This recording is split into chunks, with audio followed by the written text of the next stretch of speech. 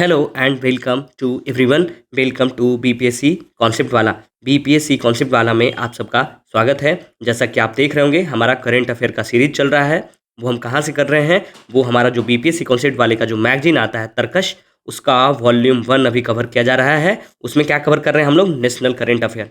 तो उसी में ये हमारा तीसरा लेक्चर होने वाला है या तीसरा वीडियो होने वाला है। इसमें हम क्या देखेंगे? इसमें हम देखने वाले हैं नेशनल स्कीम और इनिशिएटिव हम देखेंगे कि जो इस साल का जो इम्पॉर्टेंट स्कीम्स या इनिशिएटिव रहा है उसको हम डिटेल में कवर करेंगे एग्जाम के हिसाब से। ठीक है, तो जो सबसे पहला स्कीम है वो हम क्या पढ़ेंगे? वो है लॉन्जेविटी इंडिया इनिशिएटिव। जब भी कोई आप स्कीम पढ़िए, स्कीम पढ़ने के का एक तरीका होता है कि आपको वो नाम से ही उसको कनेक्ट करने का कोशिश करिए। किसी तरीके का कुछ वो आप ट्रिक बना लिए जो जो जो आपको याद रहे कि वो स्कीम किस चीज़ से रिलेटेड है, कौन से मिनिस्ट्री से रिलेटेड है। तो ये दो तीन चीज़ जो है बहुत ज़रूरी होता है कि पहला, कोई भी इनिशिएटिव या स्कीम है तो वो किसके द्वारा लाया गया है, ठीक है, वो क्यों लाया गया है, ठीक है, उसके लाने का कारण क्या था और उसको फंड कौन करा। ये तीन चार चीज़ आपको बेसिक चीज़ पता होना चाहिए। तो ये जो पहला हमारा लॉन्जेविटी, आपको नाम से ही क्या समझ में आ रहा होगा कि लॉन्जेविटी का मतलब क्या होता है? लॉन्ग लाइफ, है ना, बहुत दिन तक चलना। तो लॉन्जिविटी इंडिया का मतलब क्या है कि हमारा जो देश है, हमारा जो कंट्री है, वहाँ के जो पॉपुलेशन है उसको, उसका जो एज है वो लंबा दिन तक जी पाए, उसके लिए ये स्कीम लाया गया है। तो ये किसके द्वारा लाया गया है? ये लाया गया है IISc बेंगलुरु के द्वारा, Indian Institute of science Bengaluru के द्वारा ये लॉन्च किया गया है 18 अप्रैल 2024 को। ठीक है, तो इसका जो मेन फोकस है वो क्या होगा कि जो हमारा एक एफर्ट ये जो लगाएगा कि ह्यूमन का जो हेल्थ स्पान है उसको एक्सटेंड करने का, उसको बढ़ाना कैसे है कि ह्यूमन का जो लाइफ है जो 70 तक हमारा है उसको कैसे 80 तक किया जाए, 85 तक किया जाए। ठीक है, और जो एज रिलेटेड चैलेंजेज होता है उसको हम कैसे फेस कर पाए। इसमें क्या देखना है? हम क्या करेंगे? हम लार्ज स्केल पे क्लिनिकल स्टडी करेंगे। क्यों? क्योंकि जो इंडियन इंस्टीट्यूट ऑफ साइंस है वो क्या है? एक रिसर्च इंस्टीट्यूट है। ठीक है, रिसर्च इंस्टीट्यूट है। तो ये हम क्या करेंगे? यहाँ क्लिनिकल स्टडी करेंगे और पता करेंगे क्या कि हमारा जैसे जैसे एज होने पाता है, जैसे आप छोटे बच्चे होते हैं, छोटे बच्चों में निमोनिया बहुत ज़्यादा होता है, जैसे वो बड़े होते हैं तो उनमें और दूसरे दूसरे तरीके का रोग होने लग जाता है। तो जैसे जैसे एज बढ़ता है, ठीक है, जैसे एज अगर 0 से लेकर अगर हम 60-70 तक बात करें तो जैसे जैसे एज बढ़ता है तो बॉडी में कॉम्प्लिकेशंस भी बढ़ते जाते हैं। तो उसी पे ये रिसर्च करेगी और ये पता करेगी कि उसका रीजन क्या क्या हो सकता है और क्या क्या करने पे जो एज के हिसाब से जो रोग है वो कम पकड़े। ठीक है, तो उसमें हम कैसे करेंगे? उसमें हम क्या करेंगे? फंडामेंटल और अप्लाइड रिसर्च दोनों करेंगे और हम पता करने का कोशिश करेंगे कि जो एज रिलेटेड चैलेंजेज है वो कैसे होता है और क्यों होता है। ठीक है, इसमें जो है हम बात क्या करेंगे? इसको जो फंड है वो कौन कर रहे हैं? वो प्रशांत प्रकाश कर रहे हैं, फंडिंग पार्टनर SL इंडिया, वो फंड कर रहे हैं। ठीक है, और वो पैसे दे रहे हैं। क्यों दे रहे हैं? आपके मन में आएगा कि कोई भी थर्ड पर्सन वो इस तरीके का स्कीम को, एक गवर्नमेंट जैसे इंस्टीट्यूट को क्यों पैसा दे रही है? तो वो इसलिए दिया जाता है कि जैसे आपको पता चल जाएगा यहाँ से कि कौन कौन सा रोग है, क्यों हो रहा है, तो उसके लिए आप ड्रग्स ला सकते हैं, उस तरीके का आप हॉस्पिटल खोल सकते हैं, एक आइडिया मिलेगा। इसके लिए वहाँ से क्या होता है? एक बिजनेस पर्पस डेवलप होता है, दैट्स वाई। ठीक है, आपको हम थोड़ा सा हम जो इंडियन इंस्टीट्यूट ऑफ साइंस है उसके बारे में बता देते हैं। ये 1909 में शुरू किया गया था। किनके द्वारा शुरू किया गया था? जमशेद जी टाटा के द्वारा शुरू किया गया था। जमशेद जी टाटा के द्वारा ये शुरू किया गया था। उस समय जो इसका नाम था उसका नाम था टाटा इंस्टीट्यूट। ठीक है, टाटा इंस्टीट्यूट। फिर क्या हुआ? जब देश हमारा 1947 में आज़ाद हुआ, आज़ादी के बाद 1958 में इसको क्या कर दिया गया? डीम्ड यूनिवर्सिटी बना दिया गया। डीम्ड यूनिवर्सिटी का कहने का मतलब क्या होता है कि वो उस तरीके का यूनिवर्सिटी जो क्या हो, खुद में ऑटोनोमस हो, उसको किसी पे रिलाई करने का, स्टेट गवर्नमेंट का कोई इंटरफेरेंस ना हो।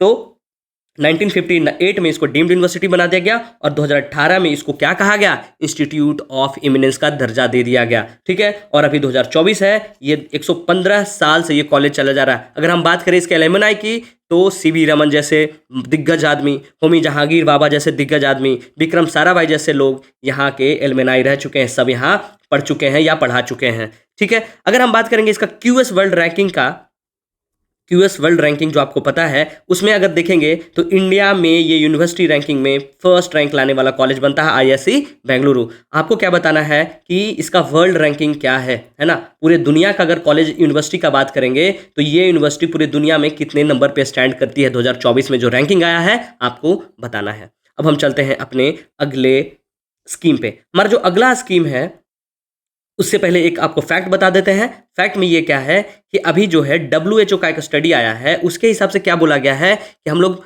जो हैं पूरे वर्ल्ड में लार्जेस्ट पॉपुलस कंट्री बन चुके हैं चाइना को सरपास करके।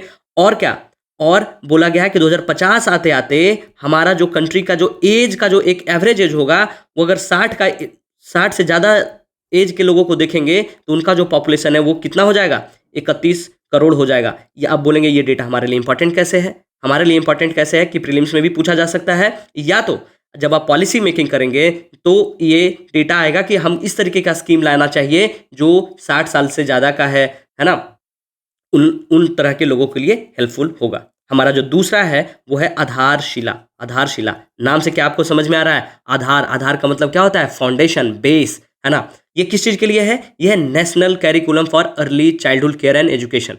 इसी का जो नाम दिया गया है उसको नाम क्या दिया गया है? इसको टाइटल दिया गया है आधारशिला करके, है ना। ये है क्या? यह है national curriculum for early children care. जो बच्चे जो अभी पैदा लेते हैं, जो छोटे छोटे होते हैं 3 साल से 6 साल, जो कहाँ जाते हैं? आंगनबाड़ी में जाते हैं, उनके लिए ये लाया गया है। और ये किस चीज़ पे बेस्ड है? ये जो बेस्ड है वो हमारा नेशनल एजुकेशन पॉलिसी 2020 में आया है उस पर, और नेशनल कैरिकुलम फ्रेमवर्क है उस पर ये बेस्ड है। उसी के हिसाब से ये निकाला गया है। ये किस चीज़ के लिए निकाला गया है? जिसमें बोला गया है कि 48 वीक का एक कैरिकुलम होगा, जिसमें हम 3 साल से 6 साल को बच्चों को क्या करेंगे? सिखाएंगे, और उसी का नाम दिया गया है आधारशिला। ठीक है। और इसमें जो है बहुत सारी मिनिस्ट्री जो है इन्वॉल्व है। कौन कौन सी मिनिस्ट्री है? अगर हम बात करें, जहां भी बच्चे की बात आती है, उनके वेलफेयर की बात आती है, तो obviously women and child development आ जाएगी, है ना। हेल्थ और फैमिली वेलफेयर भी आ जाएगी, स्कूल एजुकेशन एंड लिटरेसी भी आ जाएगी, एनसीईआरटी भी आ जाएगी। ठीक है, एनसीईआरटी है, और institute of home economics, Delhi university and civil society organisation. ये जरूरी हो जाता है। मैं भी आपसे पूछ दे कि इनमें से कौन सा ऐसा इंस्टीट्यूट है जो आधारशिला स्कीम में है या नहीं है, तो आपको पता होना चाहिए। एक मोटा मोटा जवाब एक बार आप सुन लेंगे तो आपको ध्यान रहेगा। आपको क्या क्या होना चाहिए पता? विमेन एंड चाइल्ड डेवलपमेंट है ना, ministry of health and family welfare है, department for school education and literacy है, एनसीईआरटी भी है, दिल्ली यूनिवर्सिटी भी है, और इंस्टीट्यूट ऑफ होम इकोनॉमिक्स है, और सिविल सोसाइटी ऑर्गेनाइजेशंस है। ये सब जो है, ठीक है। आपको क्या ध्यान रखना है कि 48 वीक का कैरिकुलम होगा, और किसके लिए होगा? ये होगा आंगनबाड़ी वाले जाने वाले बच्चों के लिए, जो 3 से 6 साल के लिए बच्चे जाते हैं। आपको हम बता दें कि आंगनबाड़ी जो है वो 1975 में शुरू किया गया था। क्यों शुरू किया गया था? To combat hunger and malnutrition, है ना। जो भूखमरी के कारण, मेल न्यूट्रिशन के कारण हम लोग आंगनबाड़ी लाए थे। और वो कौन से स्कीम के तहत लाया गया था? Integrated child development services. Integrated child development services कब लाया गया था? 1975 में। आपको ये पता होना चाहिए। आंगनबाड़ी इस बार बहुत न्यूज में है, तो ये आपको ध्यान रखना चाहिए। आंगनबाड़ी का पूरा हिस्ट्री क्यों लाया गया था? To combat hunger and malnutrition. कब लाया गया था? 1975 में। क्यों लाया गया था? किस स्कीम के थ्रू लाया गया था? इंटीग्रेटेड चाइल्ड डेवलपमेंट सर्विसेज के थ्रू। उसी के थ्रू क्या लाया गया है? आधारशिला, जिसमें हम क्या करेंगे? 3 से 6 साल के जो बच्चे होंगे उनको हम 48 वीक का करिकुलम देके उनको हम सिखाएंगे। ठीक है, बेसिक न्यूमरेसी, बेसिक लिटरेसी, ये सब उनको हम सिखाएंगे। ठीक है। अगला जो है हमारा क्या है? सीडीपी सुरक्षा पोर्टल। सीडीपी का मतलब आपको क्या होता है? ये क्लस्टर डेवलपमेंट प्रोग्राम। क्लस्टर का मतलब क्या होता है कि कोई बड़ा एरिया है, उसको हम छोटे छोटे टुकड़े में बांट देंगे, तो ये एक जो एरिया बनेगा उसको हम क्या कह सकते हैं कि एक क्लस्टर है। तो हम क्या करेंगे? एक बड़ा एरिया को ना लेके एक छोटे एरिया को लेंगे और उसको पहले डेवलप करेंगे, और उसी के मॉडल पे हम बाकी एरियाज को डेवलप करेंगे। That is called cluster development programme. ठीक है, तो उसी के थ्रू क्या है कि सीडीपी, आपको तो सीडीपी समझ में आ गया, ये क्लस्टर डेवलपमेंट प्रोग्राम है। और उसके बाद क्या है? सुरक्षा पोर्टल। तो ये किसके द्वारा लाया गया है? ये एक नया डिजिटल प्लेटफॉर्म बनाया गया है, जिसमें हम क्या करेंगे कि जो भी हॉर्टिकल्चर फार्मर्स करते हैं, जो भी हमारे किसान भाई हैं, जो किस चीज़ में खेती करना चाहते हैं, या तो फ्रूट्स उगाते हैं, है ना, या तो फल या तो सब्जियां, वेजिटेबल्स, ठीक है, या तो फ्लावर्स। हॉर्टिकल्चर किसको बोलते हैं? जिसमें हम फ्रूट्स, है ना, वेजिटेबल्स, फ्लावर्स इट्सेट्रा, ये सब जो उगाते हैं उसी को हम क्या बोलते हैं? हॉर्टिकल्चर। तो उस तरीके के किसान के लिए सीडीपी सुरक्षा, जो क्या करते हैं? फल फूल और सब्जियां उगाते हैं, उनके लिए है। ठीक है, तो अगर हम बात करें तो इसमें किया क्या जाएगा? इसमें हम क्या करेंगे? सुरक्षा का भी फुल फॉर्म क्या है? कि system for unified resource allocation knowledge secure horticulture assistants. आप इसको नाम में देखिए क्या है? सुरक्षा का full form system for unified. Unified का मतलब क्या करेंगे? हम एक साथ इकट्ठा करेंगे, है ना, उसको एक साथ जोड़ेंगे, यूनिफाई करेंगे। किस चीज को करेंगे? कि जहां जहां अलग अलग जो एलोकेशन होता है, वहां का जो हॉर्टिकल्चर से रिलेटेड जो नॉलेज है उसको एलोकेट करेंगे, है ना। और सिक्योर हॉर्टिकल्चर असिस्टेंस, इसको भी हम क्या करेंगे? एक साथ करेंगे। इसमें हम क्या क्या यूज करेंगे? आपको पता है ई रूपी। ई रूपी क्या होता है? ई रूपी जो है वो एनपीसीआई के द्वारा एक वॉचर बेस्ड पेमेंट सर्विस लाया गया था, आपको हम बताएंगे अभी। ई रूपी और ई एक आप सुने होंगे ERUPEE, दोनों में बहुत ह्यूज डिफरेंस है, कंफ्यूज नहीं होना, दोनों अलग अलग चीज है। अभी हम आपको ये न्यूज के बाद बताते हैं, ठीक है। तो आपको इसमें क्या करना है कि एक डेटाबेस, आपको पता है कि डेटाबेस बनाया गया है पीएम किसान, उससे भी इसको ऐड किया जाएगा, क्लाउड बेस्ड सर्वर से ऐड किया जाएगा, NIC UIDAI वैलिडेशन, है ना। ई रूपी इंटीग्रेशन करेंगे कि आप कहीं भी पेमेंट कर सके, आपको अच्छे से नॉलेज मिल सके, इसके लिए हम करेंगे, ठीक है। तो क्लस्टर डेवलपमेंट प्रोग्राम आपको बता दिए, समझ गए आपको क्या होता है। अब हम आपको बता दे रहे हैं क्या, सबसे पहले आपको ये पता होना चाहिए कि जो हमारा नेशनल हॉर्टिकल्चर जो बोर्ड है वो कब बनाया गया। ये बनाया गया 1984 में बनाया गया। ये नेशनल हॉर्टिकल्चर बोर्ड जो है वो कौन से मिनिस्ट्री के अंदर आता है, तो ये है minister of agriculture and farmer welfare. और अगर हम बात करेंगे इसके मिनिस्टर की, तो वो कौन है, शिवराज सिंह चौहान। शिवराज सिंह चौहान ये हमारे क्या है, मिनिस्टर हैं, किस चीज के, हमारे फार्मर वेलफेयर के मिनिस्टर हैं। उन्हीं उसी के अंदर ये जो बोर्ड है हॉर्टिकल्चर बोर्ड वो है, और ये कब बना, 1984 में बना। आपको हम थोड़ा सा डिफरेंस बता दे रहे हैं किस चीज में, ई रूपी और ई रूपी, है ना। ये क्या है, ERUPEE, ठीक है। अगर हम बात करें ई रूपी की, तो ये क्या है, ये एनपीसीआई के द्वारा बनाया गया है। ये क्या है, ये एक वाउचर बेस्ड पेमेंट मेथड है, ठीक है। वाउचर बेस्ड मेथड है जिसमें हम क्या करेंगे, one time use digital solution करते हैं कैशलेस पेमेंट के लिए। कि आपको एक QR कोड दिया गया, जैसे पहले क्या होता था, गवर्नमेंट जो सब्सिडी दी, है ना, जैसे आपको पता है कि गवर्नमेंट सब्सिडी दी आपको किसी चीज के लिए 2K रुपीज, है ना, 2000 रुपया, जिसमें आपको क्या करना है कि इसमें बोला गया कि आप सिर्फ और सिर्फ फर्टिलाइजर खरीदेंगे, ठीक है। फर्टिलाइजर के लिए आपको दिया गया। लोग क्या करते थे कि फर्टिलाइजर ना खरीद के वो कोई दूसरा काम कर लेते थे, तो गवर्नमेंट अब क्या करेगी, उस पैसे को ई रूपी में देगी कि आप सिर्फ और सिर्फ वो जो आपके पास जो वाउचर है वो सिर्फ और सिर्फ फर्टिलाइजर के दुकान पे ही जाके उसको आप क्या कर सकते हैं, पैसे के रूप में या खरीद, सिर्फ और सिर्फ फर्टिलाइजर वाले दुकान पे जाएंगे तभी वहां स्कैन होगा। तो जो आजकल देखते हैं ना कि एक वाउचर दे दिया जाता है, कूपन दिया जाता है, तो कूपन बेस्ड सर्विस जो होता है वह ई रूपी और ये एनपीसीआई के द्वारा बनाया गया है, national payment corporation of India के द्वारा। और दूसरा जो हमारा जो ई रूपी की अगर हम बात करेंगे, जिसमें ERUPEE, जिसका ये लोगो है ई और ई, ठीक है। इसको अगर हम बात करें तो इसको हम EINR भी बोलते हैं या फिर ERUPEE भी बोलते हैं, ठीक है, ई रूपी। इसका सिंबल ये है, इसको ध्यान रखना है आपको। और ये क्या है, ये जो है RBI के द्वारा लॉन्च किया गया, हमारा रिजर्व बैंक ऑफ इंडिया, जो हमारा इंडिया का सेंट्रल बैंक है, उसके द्वारा। तो ये है क्या, आप जो हम लोग हार्ड कैश मनी यूज करते हैं ना, ये सिक्के या फिर जो हमारा नोट है ना, उसी का ये डिजिटल फॉर्म में होगा, ठीक है। तो उसको हम क्या बोलते हैं, CBDC बोलते हैं। CBDC को क्या बोलते हैं, सेंट्रल बैंक डिजिटल करेंसी। तो ये RBI का CBDC है, ठीक है। इसमें हम क्या है, ये कब प्रपोज किया गया था, ये 2017 में ही प्रपोज किया गया था कि हम लोग अपना जो पैसा है उसको डिजिटली लाएंगे, लेकिन ये लेट होके 1 दिसंबर 2022 को लॉन्च हुआ, ठीक है। 1 दिसंबर 2022 को लॉन्च हुआ। और ये क्या है, ये किस चीज पे बेस्ड काम करता है, तो ये जो है वह है ब्लॉक चेन डिस्ट्रीब्यूशन पे बेस्ड है, ठीक है। इसको हम बोलते हैं क्या, ब्लॉक चेन। आपको पता है बिटकॉइन ब्लॉकचेन पे काम करती है, तो जिस टेक्नोलॉजी पे बिटकॉइन काम करती है उसी टेक्नोलॉजी पे हमारा जो डिजिटल मनी है वो काम करता है, और उसका नाम क्या है, ब्लॉकचेन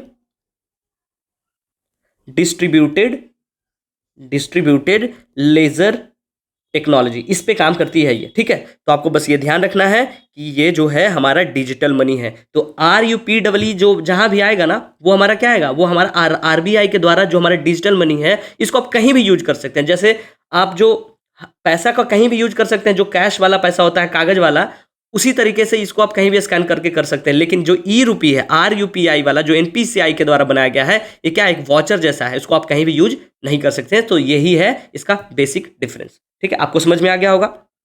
सुरक्षा पोर्टल भी, CDP भी, कि हॉर्टिकल्चर के लिए है। अब जो हमारा अगला जो है वो क्या है, हमारा प्रोजेक्ट आकाश तीर, ठीक है। आकाश तीर से आपको समझ में क्या आ रहा होगा, आकाश का मतलब स्काई है ना, आकाश, और उसमें क्या करना है, हम तीर चलाएंगे, ठीक है। तो आकाश तीर के मतलब आपको कंफ्यूज यहाँ नहीं होना है कि आकाश तीर की एयरफोर्स से रिलेटेड है। आकाश तो है एयरफोर्स, ठीक है, लेकिन तीर कहाँ से चलेगा, जमीन से चलेगा। तो इस तरीके से आपको क्या करना है, याद रखना है कि जो हमारा आकाश में हम तीर चलाएंगे कहाँ से, जमीन से। और जमीन पे कौन रहता है, इंडियन आर्मी, है ना, आर्मी। तो आर्मी जो है उसके द्वारा ये शुरू किया गया है, उसके द्वारा ये इंट्रोडक्शन करवाया गया है, जो क्या करेगी, एक प्रोजेक्ट आकाश तीर बनाया गया है, जो क्या है, एक एयर डिफेंस कैपेबिलिटी। और ये कब किया गया, 4 अप्रैल 2024 को। अगर हमारे डिफेंस मिनिस्टर की बात किया जाए तो वो कौन है, राजनाथ सिंह जी हैं।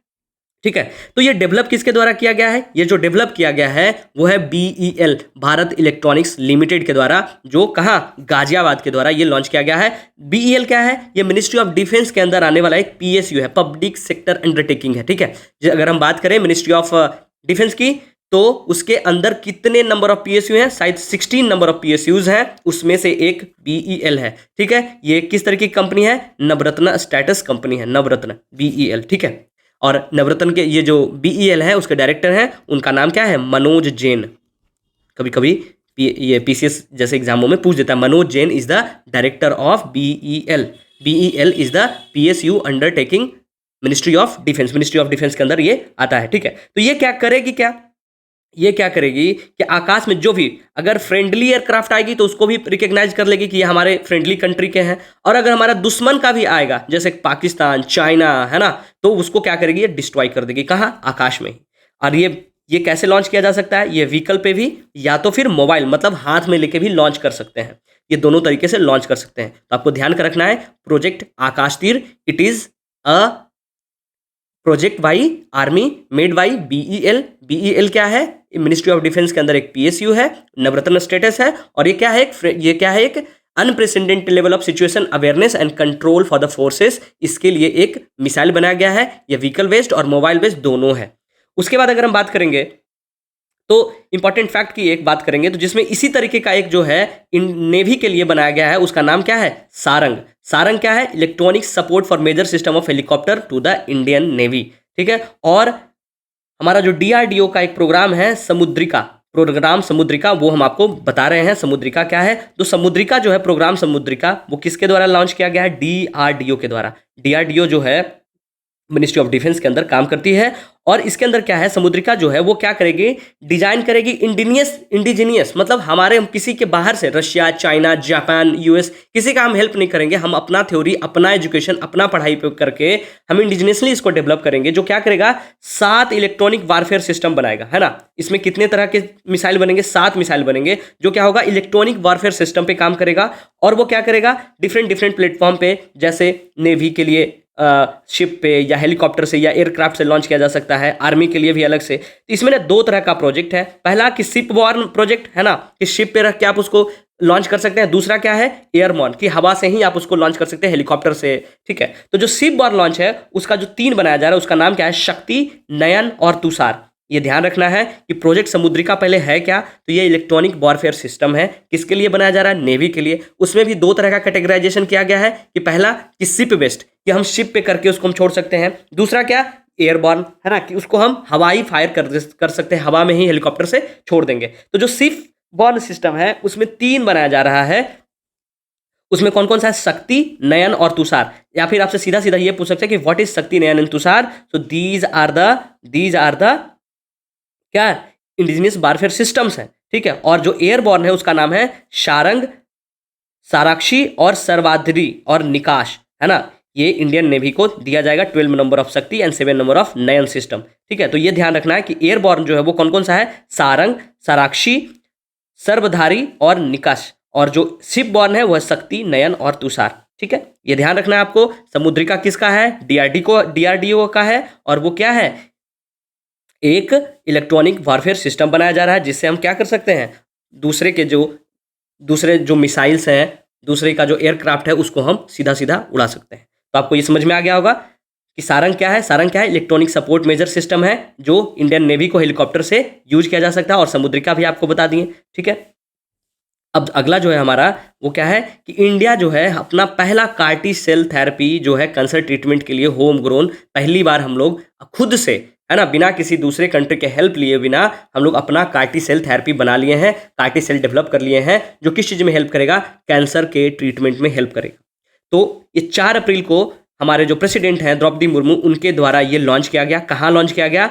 IIT बॉम्बे में लॉन्च किया गया। और उसका नाम जो है, जो हमारा कार्टी सेल है, उसका नाम क्या है? NexCAR 19। ये ध्यान रखना है कि what is NexCAR 19? So it's a CAR T cell therapy for cancer treatment and it was launched at Indian Institute of Technology Bombay. IIT Bombay में ये लॉन्च किया गया। किनके द्वारा लॉन्च किया गया? हमारे प्रेसिडेंट द्रौपदी मुर्मू मैडम के द्वारा लॉन्च किया गया। कहाँ लॉन्च किया गया? IIT बॉम्बे में। और उसका नाम क्या है? जो हमारा कार्टी सेल है इंडिजीनियस, उसका नाम है नेक्स कार 19।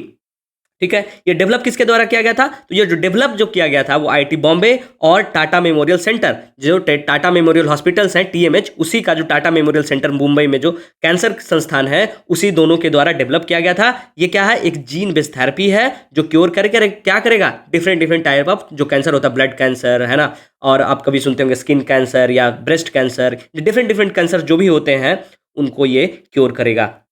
और ये हमारा इंडिया का पहला made in India CAR T cell therapy है। आपको हम थोड़ा सा क्या समझाते रहे हैं कि कार्टी सेल होता क्या है। कार्टी सेल क्या होता है कि आपके हाथ से क्या निकाला जाएगा? ब्लड निकाला जाएगा। उसमें से क्या किया जाएगा कि जो व्हाइट ब्लड सेल है ना, WBC, व्हाइट ब्लड सेल को क्या करेंगे हम? सेपरेट करके उसमें डाल देंगे क्या? T cell. अब आपके मन में आ रहा होगा कि what is T cell? T cell क्या होता है? टी सेल जो है हमारा एक इम्यून सेल होता है। आप लोग सब पढ़े होंगे बायो में। जो टी सेल को हम क्या करेंगे? इंसर्ट कर देंगे, और इंसर्ट करने के बाद क्या है, जब वो उसमें जाएगा, जो टी सेल जाएगा वो क्या करेगा कि एक जो हमारा जीन है जिसको हम क्या बोलते हैं? CAR, कार टी सेल है ना। तो टी सेल तो आपको पता है, टी सेल क्या है? हमारा इम्यून सिस्टम है। और CAR जो है वो क्या है? CAR is a chimeric antigen receptor. ये क्या है? एक जीन रिसेप्टर है जिसको हम क्या बोलते हैं? आपको कार टी सेल का फुल फॉर्म भी पूछा जा सकता है कि what is the full form of CAR T cell. तो कार का मतलब क्या होता है? Chimeric antigen receptor. क्या होता है? Chimeric antigen receptor. और टी सेल क्या है? हमारा इम्यून सेल है। तो हम क्या करेंगे? WBC के जगह पे हम क्या इंसर्ट कर देंगे? टी सेल इंसर्ट कर देंगे, और वो जाके क्या करेगा? वो CAR है ना, सिमेरिक एंटीजन से मिलेगा, और वो क्या करेगा? एक पैकेट बनाएगा जो क्या करेगा? बाइंडिंग करके जो हमारा कैंसर सेल है उसको भगा देगा, और हमारे बॉडी से जो कैंसर सेल है उसको निकाल के हटा देगा, और हमारा जो बॉडी है वो कैंसर रहित बन जाएगा। तो यही थ्योरी है कार्टी सेल थेरेपी का। क्या करता है? आपको फिर से समझा दे रहे हैं कि हमारे ब्लड से WBC निकालेंगे, WBC को सेपरेट करके क्या करेंगे? हम उसमें टी सेल डाल देंगे। टी सेल वो क्या करेगा? CAR जो हमारा है सिमेरिक एंटीजन रिसेप्टर, उसके साथ मिलके एक पैकेट बनाएगी, और वो क्या करेगी? कैंसर सेल को भगा देगी। ठीक है। लेमन की भाषा में इसे ज़्यादा समझने का कोई जरूरत नहीं है। आपको लिए इंपॉर्टेंट क्या है कि जो कार्टी सेल है हमारा नाम क्या है? नेक्स, क्या नाम है? NexCAR 19। वह इंडिजिनियसली डेवलप किया है, हमारा थेरेपी है। और कहाँ किया गया? आईआईटी बॉम्बे में। कौन डेवलप किया है? आईआईटी बॉम्बे और टाटा मेमोरियल सेंटर दोनों मिलके। और किनके द्वारा ये लॉन्च किया गया है? ये 4 अप्रैल 2024 को लॉन्च किया गया है द्रौपदी मुर्मू जी के द्वारा। ठीक है। अब अगला जो है हमारा वो देखते हैं क्या है कि इंडिया का पहला नेशनल डॉल्फिन रिसर्च सेंटर कहाँ बनाया गया है। बहुत गर्व की बात है कि हमारे बिहार के पटना में बनाया गया है पूरे इंडिया का पहला dolphin research centre. Dolphin research centre में करना क्या किया जाएगा कि डॉल्फिन से रिलेटेड जितना भी शोध होता है उस पर ध्यान दिया जाएगा कि उसका हैबिटेट कैसा होना चाहिए, उसको किस तरीके का खाना चाहिए, कितना टेम्परेचर होना चाहिए, किस तरीके से डॉल्फिन रह सकता है, उसका हैबिटेशन क्या होता है ना। ये सब उस पर शोध किया जाएगा। वो कहाँ किया जाएगा? वो पटना में किया जाएगा। तो हमारे जो बिहार के CM हैं नीतीश कुमार, उनके द्वारा 4 मार्च 2024 को इनॉग्रेट किया गया पटना में। ठीक है। अगर हम बात करें कि वाइल्ड लाइफ जो एक्ट है हमारा, वाइल्ड लाइफ प्रोटेक्शन एक्ट 1972, उसके हिसाब से जो इसका जो स्टेटस है उसको हम शेड्यूल 1 में डाले हैं। किसको? गेंजेटिक डॉल्फिन को। और अगर हम बात करेंगे किसका? IUCN का, international union for conservation of nature, तो उसमें हम इंडेंजर्ड स्पीसीज के नाम से इसको हम क्या किए हैं? डिक्लेयर कर दिए हैं। तो आपको ये भी पूछा जा सकता है कि गेंजेटिक डॉल्फिन जो है उसका स्टेटस क्या है IUCN के हिसाब से? तो वो क्या है? इंडेंजर्ड है। ठीक है। उसके बाद जो है, जो अगर हम थोड़ा सा डॉल्फिन के बारे में आपको बताएं तो डॉल्फिन 4 तरह का होता है, जिसमें जो एक है वो हमारा गेंजेटिक डॉल्फिन है। ये और कहाँ कहाँ पाया जाता है? तो ये चाइना के यांगची रिवर जो है, यांगजी रिवर, वहाँ भी, जिसको बोला जा रहा है क्या, वो क्या हो गया है? स्ट्रिक्ट हो गया है। बाकी वो पाकिस्तान के इंडस रिवर में भी पाया जाता है, और साउथ अमेरिका के जो अमेजॉन रिवर है वहाँ भी पाया जाता है। ठीक है। अगर डॉल्फिन की बात करें हमारे पड़ोसी मुल्क में, तो आपको पता है इंडिया के अगल बगल रिवर गंगा जो है वो कहाँ जा रही है? बांग्लादेश ने, और तो वहाँ भी पाई जाएगी। हमारा जो नेपाल है वहाँ भी पाया जाएगा। सो इंडिया, बांग्लादेश, नेपाल यहाँ पाया जाता है। अगर हम इसका थोड़ा सा कैरेक्टरिस्टिक की बात करें डॉल्फिन की, तो वो क्या होता है? वो अंधा होता है, उसको आंख नहीं होता है। ठीक है। वो अपना रास्ता कैसे देखेगा? तो वो इको लोकेशन से देखता है। ठीक है। और जो बिहार है उसमें बोला जा रहा है कि बिहार में जितना रिवर गंगा है उसमें 3000 गेंजेटिक डॉल्फिन पाया जा रहा है। ठीक है। ये ध्यान रखना है। बोला जा रहा है कि जो डॉल्फिन है वो 5 से 8 फीट का, ये जस्ट ट्रिवियल क्वेश्चन है कि डॉल्फिन कितना पानी में कभी कभी पूछ दे सकता है उठपुटांग सवाल कि 5 से 8 फीट में ये रहना पसंद करता है, और इसको टर्बुलेंट पानी चाहिए, अस्थिर पानी नहीं। मतलब तालाब में या पॉइंट में ये नहीं रह सकता। ये बहता पानी, जो टर्बुलेंट पानी होता है, उसमें ये रहना चाहता है। ठीक है।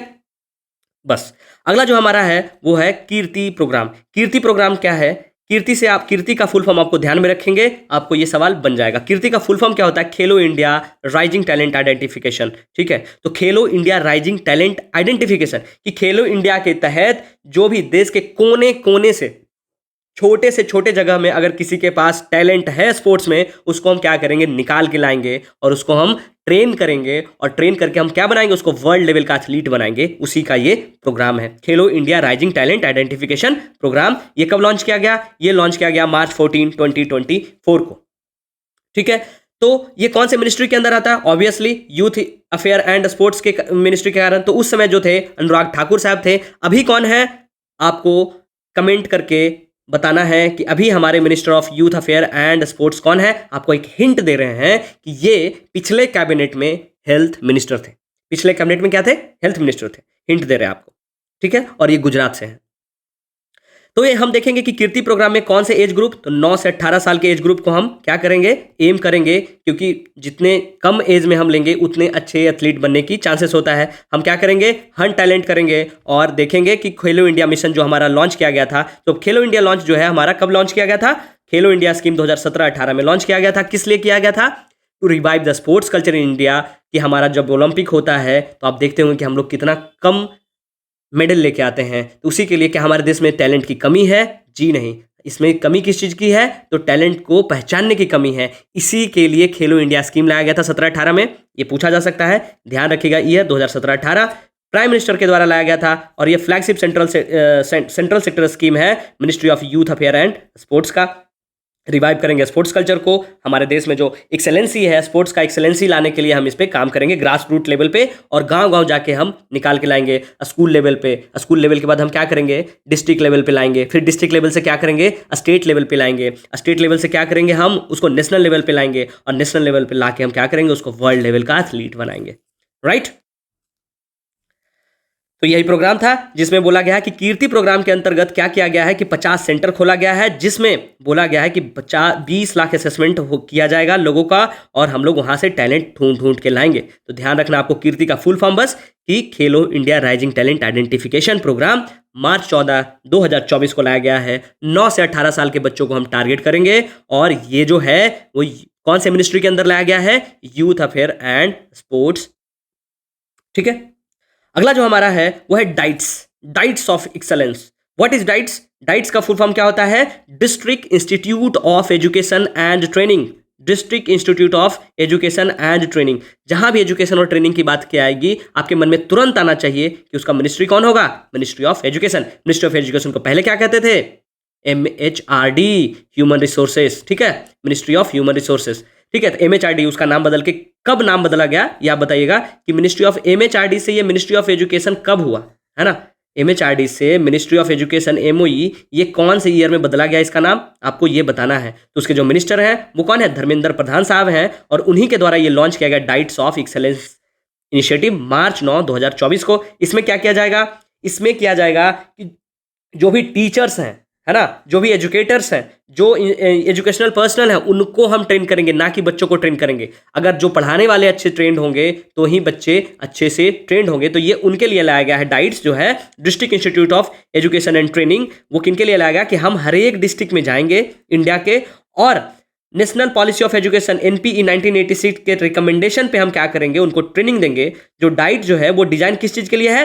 फॉर द क्वालिटी ट्रेनिंग, है ना, capacity building, support to teacher educators and other educational personnel. आप अभी सुने होंगे कि सिविल सर्वेंट्स के लिए भी के ट्रेनिंग के लिए एक मिशन लाया गया था। उसका नाम क्या है? मिशन कर्मयोगी। मिशन कर्मयोगी। ठीक है, उसी तरीके से टीचर्स के लिए लाया गया है डाइट्स। आपको ध्यान क्या रखना है कि टीचर को डाइट अच्छा देंगे तो बच्चे वो रोज स्कूल आएंगे और बच्चे भी अच्छे से पढ़ेंगे, और हमारे देश का एजुकेशन जो है वो अच्छा होगा। आपको यही ध्यान रखना है। तो उसी में एक्सेलेंस दिखा जाएगा। अगर हम बात करें तो इस पर कितना पैसा खर्च किया जा रहा है, तो 9,000 करोड़ का जो राशि है वो प्रोवाइड किया गया है, और ये 613 डिस्ट्रिक्ट में institute of education and training diets के तहत जो उसमें अच्छे करेंगे उनको भी रिकॉग्नाइज किया जाएगा। और एक डाइट इंस्टीट्यूट पे, है ना, एक इंस्टीट्यूट पे 15 करोड़ रुपए देने की बात की जा रही है, और एक सेंट्रली स्पॉन्सर्ड स्कीम है समग्र शिक्षा अभियान के तहत। ठीक है, अगला जो हमारा स्कीम है वो है हजरत श्राइन डेवलपमेंट प्रोजेक्ट। ये क्या है? हजरत श्राइन है कहाँ, आपको दिमाग में सबसे पहले ये आना चाहिए। जो हजरत श्राइन है वो कहाँ है, वो है श्रीनगर में। श्रीनगर कहाँ है, जम्मू एंड कश्मीर का कैपिटल है। जम्मू एंड कश्मीर पहले क्या हुआ करता था, एक स्टेट हुआ करता था। फिलहाल अभी क्या है, आफ्टर द ये 370 हटाने के बाद इसको हम क्या बना दिए हैं, इसको हम बना दिए हैं यूटी, है ना, यूनियन टेरिटरी। पहले लद्दाख भी इनके साथ हुआ करता था, ये आप लोग सब जानते होंगे। तो ये कहाँ है, ये श्रीनगर में है। तो प्राइम मिनिस्टर मोदी जी के द्वारा इनॉग्रेट किया गया हजरत श्राइन डेवलपमेंट प्रोजेक्ट, जिसमें क्या क्या किया गया। तो आप एक स्कीम का नाम सुने होंगे, प्रसाद स्कीम। प्रसाद स्कीम क्या है, pilgrimage rejuvenation and spiritual augmentation drive. कि जो भी हमारा पिलग्रिमेज है, जो हमारा जो जहाँ पे धार्मिक स्थल है, उसको हम क्या करेंगे, रिजुवनेट करेंगे और स्पिरिचुअल एगमेंटेशन ड्राइव करेंगे। कि वहाँ जो प्रसाद मिलता है उसमें FSSAI का स्टैंडर्ड होना चाहिए, वहाँ रूल्स एंड रेगुलेशन होना चाहिए। उसी के लिए प्रसाद स्कीम लाया गया था, ठीक है। तो उसी के अंतर्गत प्राइम मिनिस्टर जी के द्वारा हजरत श्राइन डेवलपमेंट बोर्ड को इनॉग्रेट किया गया। अगर हम बात करें ये है कहाँ, तो डल लेक के पास में है ना। और हजरत बल मॉस्क जो है one of the most revered Muslim shrines in Jammu and Kashmir, ठीक है। अगर हम बात करें इसके बिलीफ की, तो इसको क्या बोलते हैं, मोई मुकद्दस, ठीक है। मोई मुकद्दस के रूप में इनको जाना जाता है, बिलीव किया जाता है। और बोला क्या जाता है कि जो प्रॉफिट मोहम्मद साहब थे, उनके बियर्ड, उनका जो दाढ़ी था, दाढ़ी का सेक्रेड बाल है ना, जो दाढ़ी था वो सेक्रेड यहाँ है, ठीक है। The sacred hair of prophet Muhammad beard, है ना। जो प्रॉफिट मोहम्मद थे उनके दाढ़ी के बाल यहाँ सेक्रेटली रखा गया है, उसको लोग बिलीव करते हैं, उसको बोलते हैं मोए मुकद्दस, ठीक है। इसको और किस नाम से जानते हैं, उसको जानते हैं असरे शरीफ, दरगाह शरीफ, मदीनत सनी एटसेट्रा, ठीक है। बोला जाता है कि ये epitome of love and devotion for the prophet, जो मोहम्मद साहब है उनके प्रति प्यार, उनके प्रति डिवोशन को ये दिखाता है। अगर हम बात करें इसके हिस्ट्री की, तो जो हजरत बल श्राइन है ये सबसे पहले इनायत बेगम के द्वारा बनाया गया था। अब इनायत बेगम कौन थी, जो इनायत बेगम थी, इनायत बेगम वो ख्वाजा नुद्दीन ईसाई के बेटी थी, ठीक है। बाद में क्या हुआ कि इशरत महल, the site of Ishrat Mahal and the garden बनाया गया था, किसके द्वारा, शाहजहां का जो सूबेदार था श्रीनगर का, जम्मू कश्मीर का, 1623 में, उसी के द्वारा ये बनाया गया। बाद में अराइवल ऑफ शाहजहां जब आते हैं 1634 में, और वो प्रेयर्स करते हैं, और इस बिल्डिंग और जो बगीचा था उसको प्रेयर्स के लिए बोला जाता है कि यहाँ कोई पर्सनल आदमी नहीं रहेंगे, यहाँ क्या किया जाएगा, नमाज पढ़ा जाएगा, प्रेयर्स ऑफर किया जाएगा, और वो फिर मस्जिद बन जाता है। और जब मोइनुल मुकद्दस आते कश्मीर में 1699 में, 1699 में कश्मीर आते हैं, और वहाँ बोला जाता है कि नक्शाबाद साहिब को भी कुछ समय के लिए रखा जाता है, और उसके बाद ये बन जाता है पार्ट ऑफ हजरत बल श्राइन, ठीक है। प्रसाद स्कीम आपको बता ही दिए कि 2014-15 में लॉन्च किया गया था, जिसके कारण हम जिसका फोकस क्या रहेगा कि जो हमारा रिलीजियस टूरिज्म है उस पर फोकस करेंगे। जो हमारा धार्मिक स्थल है उसको हम क्या करेंगे, रिजुवनेट करेंगे। वहाँ का जो प्रसाद देने का जो टेक्निक है, वहाँ का जो प्रसाद बनाने का तरीका है, वो एक स्टैंडर्ड पे है या नहीं, उसका चेक एंड बैलेंस होगा, ये सब देखा जाएगा। और ये मिनिस्टर ऑफ टूरिज्म के अंतर्गत लॉन्च किया गया था। आपको बताना है कि हमारे टूरिज्म मिनिस्टर कौन है, who is the tourism minister in this cabinet, है ना, मोदी 3.0। ओके, अब है आदित्य स्कीम। आदित्य स्कीम का फुल फॉर्म क्या होता है, acting development of innovation technology with iDEX, acing, sorry acting नहीं, एसिंग, एसिंग डेवलपमेंट। मतलब क्या है कि डेवलपमेंट को क्या करना है, एस करना है, तेज करना है। किस चीज में, इनोवेटिव टेक्नोलॉजी में, विथ आइडेक्स। आइडेक्स का मतलब क्या होता है, इनोवेशंस फॉर डिफेंस एक्सेलेंस। जहां भी डिफेंस एक्सेलेंस की बात आ जाएगी, वो कौन से मिनिस्टर की बात करेंगे, हम डिफेंस मिनिस्ट्री की बात करेंगे। और डिफेंस मिनिस्टर हमारे कौन है, राजनाथ सिंह है। राजनाथ सिंह के द्वारा ये लॉन्च किया गया क्या, आदित्य स्कीम। आदित्य का फुल फॉर्म क्या है, acing development for innovation, innovative technology with iDEX. और what is iDEX, innovation for ये डिफेंस एक्सेलेंस। इसमें क्या करना होगा, जैसे हम और आप हैं, आपको, हम और आप जब बचपन जब छोटे होंगे तो सबको मन करता हो कि हम टैंक बनाएंगे, है ना, गन बनाएंगे, है ना, डिफेंस सेक्टर के लिए हम मिसाइल बनाएंगे। लेकिन क्या है, हमारा सपना अधूरा रह गया, और हम लोग को बनाने का वो, या तो आप DRDO ज्वाइन करिए या तो इसरो ज्वाइन करिए। उसके कारण अब क्या हुआ है कि सरकार के द्वारा क्या किया गया है कि आपको अगर कुछ आइडिया है, आप किसी डिफेंस सेक्टर में स्टार्टअप करना चाहते हैं, तो सरकार आपको बुला रही है और आपको फंड करने की बात कर रही है, ग्रांट दे रही है, grant in aid up to 25 crore रुपए for the research development and innovation in defence technology. कि अगर आप डिफेंस टेक्नोलॉजी में किसी तरीके का कंट्रीब्यूशन देना चाहते हैं in the field of research development और इनोवेशन, तो आप आइए और आपको सरकार फंड करेगी। कितना फंड करेगी, पर पर्सन या पर इंस्टीट्यूशंस या पर जो आपका ऑर्गेनाइजेशन होगा, 25 करोड़ देने की बात की है। लेकिन ये किसके अंदर होना चाहिए? इनोवेशन होना चाहिए। ये नहीं कि सेम वही इंसास राइफल को आप बोल रहे हैं कि हम भी वही बनाएंगे तो आपको दे देगी, जी नहीं। या सेम AK-47 जो रशिया का है उससे आप सेम उसका ब्लूप्रिंट लेके आ गए और आप वहां पहुंच गए कि हम बनाएंगे, जी नहीं। उसमें क्या होना चाहिए? इनोवेशन होना चाहिए। जैसे आजकल drone, AI, it should be included in this. ठीक है, तो डिपार्टमेंट ऑफ डिफेंस प्रोडक्शन जो DPP है, मिनिस्ट्री ऑफ डिफेंस के अंदर आती है, उसके द्वारा ये बताया गया कि iDEX innovation for defence excellence के तहत आते हैं, तो आपको स्टार्टअप के लिए ग्रांट इन ऐड दिया जाएगा। कितने का ऐड दिया जाएगा? 25 करोड़ का ऐड दिया जाएगा।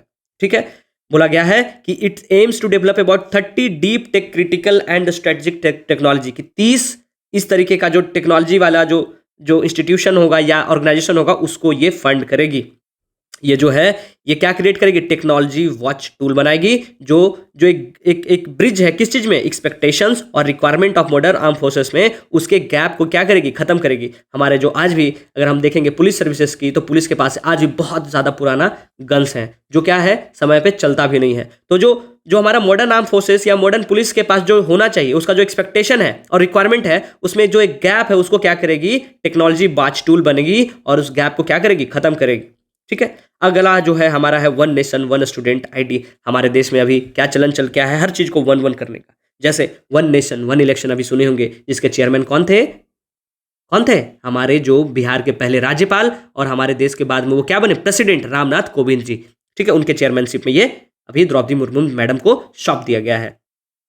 तो one nation one student initiative लाया गया है। जैसे आप सुने होंगे कि one nation one ration card, उसी तरीके से क्या है कि एक नेशन है तो एक स्टूडेंट का ID होना चाहिए। जैसे जैसे आपका आधार कार्ड है ना, तो आधार कार्ड में क्या है कि आपका सारा डेटा आपका है, तो उसी तरीके से क्या है कि आप बचपन से आज तक है ना, फ्रॉम नर्सरी टू टिल जो भी आपका मैक्सिमम क्वालिफिकेशन है, वहां तक आपका जो भी डिग्री है वो एक ID से होना चाहिए। ये नहीं कि 10th में है तो रोल नंबर रोल कोड कुछ और है, 12th में गए कुछ और हो गया, ग्रेजुएशन में कुछ और हो गया, फॉर्म भरते समय माथा खराब हो रहा है। ठीक है, तो उसी के लिए ये लाया गया है, जिसका नाम क्या दिया गया है? अपार, है ना, automated permanent academic account registry. इसका फुल फॉर्म क्या है? ऑटोमेटेड मतलब क्या होगा? Automation, I am sorry, automation होगा। और वो क्या होगा? एक परमानेंट एकेडमिक अकाउंट बनाया जाएगा, जिसमें जहां भी आप किसी भी तरीके का एकेडमिक अचीवमेंट लेते हैं उसको वहां पे क्या कर दिया जाएगा? ऐड कर दिया जाएगा। सो इनडायरेक्टली कहने का मतलब क्या है? एक डिपॉजिटरी बनेगा, डिजिटल डिपॉजिटरी, जिसमें आपका एकेडमिक, जैसे आपका जो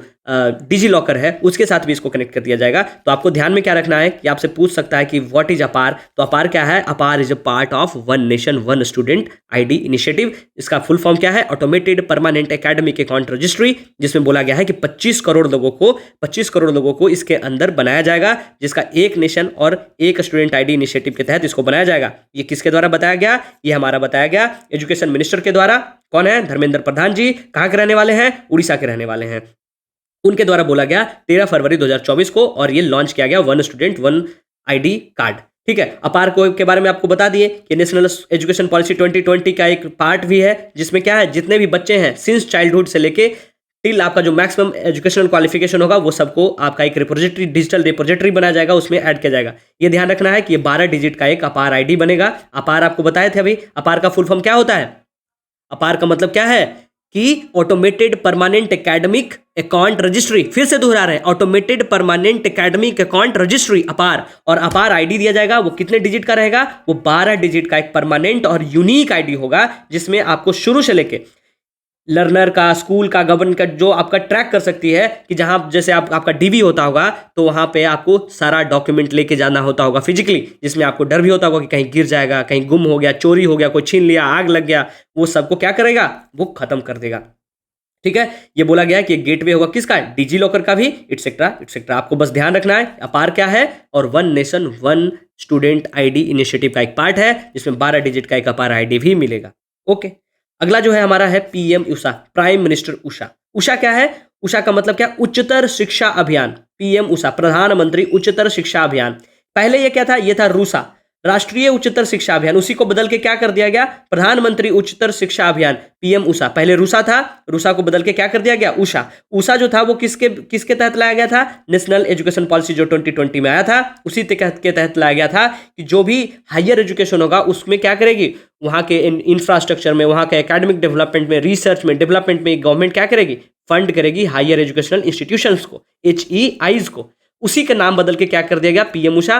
पीएम उषा न्यूज में क्यों था, क्योंकि महाराष्ट्र को टोटल 540 करोड़ का एक क्या मिला है, फंड मिला है। किस चीज के लिए, पीएम उषा के लिए, कि महाराष्ट्र में जो भी हायर एजुकेशनल इंस्टीट्यूशन है उसको क्या करेगी, फंड करेगी, और वहाँ इंफ्रास्ट्रक्चर और एकेडमिक डेवलपमेंट के लिए पैसे देगी। बस आपको यही ध्यान रखना है कि जो रूसा था वो क्या था, एक सेंट्रली स्पॉन्सर्ड स्कीम था, और वो सारे जितने भी स्टेट और यूटी हैं वहाँ के हायर एजुकेशन इंस्टीट्यूशन को फंड करती है। ये पहली बार 2013 में पहला फेज लाया था, और दूसरा 2018 में, और तीसरा हमारा 2024 में आया। तीसरा जो है हमारा है माँ कामाख्या दिव्य लोक परियोजना। माँ कामाख्या देवी टेम्पल की बात करें तो वो कहाँ है, वो है आसाम में, और ये क्या है, एक शक्तिपीठ है। ठीक है, तो उसी के बारे में बोला गया कि प्राइम मिनिस्टर नरेंद्र मोदी के द्वारा क्या फाउंडेशन स्टोन है ना ले किया गया, और उसमें क्या किया गया कि 4 फरवरी को माँ कामाख्या देवी लोक परियोजना का शुरुआत किया गया। ये क्या करेगी, इनहेंस करेगी और एक्सेस करेगी कि जो भी वहाँ पिलग्रिमेज, जो भी वहाँ यात्री, जो भी वहाँ भक्त लोग जाते हैं, उनको कोई दिक्कत ना हो, उनको और भी अच्छे से अच्छे एमिनिटीज दिया जाए, सुख सुविधा दिया जाए, ताकि उनको दिक्कत ना हो। इसी के लिए क्या लाया गया, माँ कामाख्या दिव्य लोक परियोजना। इसमें क्या है, ये पीएम डिवाइन का एक स्कीम है, उसी के अंदर एक सैंक्शन किया गया। पीएम डिवाइन क्या है कि नॉर्थ ईस्टर्न रीजन जो भी है हमारा, अगर हम बात करें इस तरीके से मैप की, तो ये पूरा हमारा क्या होता है, यहाँ से सिक्किम शुरू होता है, ये सिक्किम, ठीक है, इस तरीके से सिक्किम के बाद आपको बताए थे कि आसाम के बाद क्या है, अरुणाचल के बाद क्या होगा, नमामि, है ना, नागालैंड, मणिपुर, मिजोरम, उसके बाद यहाँ पे क्या आ जाएगा, त्रिपुरा, और यहाँ पे क्या आ जाएगा, मेघालय। अगर हम बात करेंगे सिक्किम की, तो सिक्किम 7 स्टेट्स में नहीं आता, लेकिन नॉर्थ ईस्ट में आता है। जी हाँ, तो पूरे जो 8 स्टेट्स हैं उसी के लिए पीएम डिवाइन स्कीम लाया गया था, उसी के तहत सैंक्शन किया गया है माँ कामाख्या दिव्य लोक परियोजना स्कीम। ठीक है, अगर हम बात करें कि ये है कहाँ माँ कामाख्या देवी टेम्पल, तो ये नीलांचल हिल्स गुवाहाटी में है, नीलांचल हिल्स, ठीक है, नीलांचल हिल्स गुवाहाटी में है। और ये जो है डेडिकेटेड किसको करती है, तो माँ कामाख्या को, है ना। और यहाँ पे बहुत ज़्यादा भूत प्रेत और वो जो बोलते हैं ना तांत्रिक लोग वाला जो प्रैक्टिस होता है, ये इसका एक सेंटर माना जाता है आसाम में, कि किसी को नज़र लगा देना या किसी को ब्लैक मैजिक जो सुने होंगे, वो इसका एक बहुत बड़ा सेंटर माना जाता है। और यहाँ पे एक मेला जो बहुत फेमस मेला लगता है, उसका नाम क्या है, अम्बुबाची मेला। क्या नाम है, अम्बुबाची मेला। अम्बुबाची मेला एक क्या है कि एनुअल फेस्टिवल है, जिसमें लोग क्या सेलिब्रेट करते हैं कि जो माना जाता है कि जब जब धड़ से अलग हुआ था शरीर, तो जो योनि है वो जाके कामाख्या में गिरा था, उसी की पूजा करते हैं। तो जो हम लोग क्या करते हैं, सेलिब्रेट किसको करते हैं अम्बुबाची मेला में, कि जो menstrual cycle of mother earth है ना, हमारा जो धरती माँ है, उनका जो मेंस्ट्रुअल साइकिल है, हम उसको सेलिब्रेट करते हैं। तो हिंदू धर्म सोचिए कितना ग्रेट है, कितना महान है कि हम लोग मेंस्ट्रुअल साइकिल को भी सेलिब्रेट करते हैं, उसी के लिए ये सेलिब्रेट किया जाता है। पीएम डिवाइन की आपको बता ही दिए कि सेंट्रल सेक्टर स्कीम है, जो यूनियन बजट 2022-23 में लाया गया था। ठीक है, इंप्लीमेंट किसके द्वारा ये किया जाएगा, मिनिस्ट्री ऑफ डेवलपमेंट और नॉर्थ ईस्टर्न रीजन के द्वारा, मिनिस्टर जो है। और इसमें क्या करेंगे, रैपिड, जल्दी से और हॉलिस्टिक डेवलपमेंट करेंगे हम किसका, नॉर्थ ईस्टर्न रीजन का। क्यों, अब ये जरूरी क्यों हो जाता है, आपको पता है कि ये बफर है, इसके बाद सीधा चाइना, भूटान, ये सब है। तो अगर हम इसको डेवलप करेंगे तो चाइना क्या करेगा, चाइना जो बढ़ते आ रहा है, जब तक हम डेवलप नहीं करेंगे वो धीरे धीरे क्या हथियाते चला जाएगा। इसके लिए तो आज हम स्कीम को यहीं तक रोकते हैं, बाकी अगले लेक्चर में हम आपको फिर जो बचा हुआ है उसको खत्म कर देंगे। इसको हम लंबा वीडियो इसलिए नहीं बना रहे क्योंकि जो स्कीम है ना उसको याद रखना मुश्किल होता है। इसको 1-2 बार देखिएगा, पढ़िएगा। आपको जिस तरीके का सजेशन मिले आप कमेंट में बताइएगा। आपको कुछ इंप्रूव करवाना है वो भी बताइएगा। Thank you so much.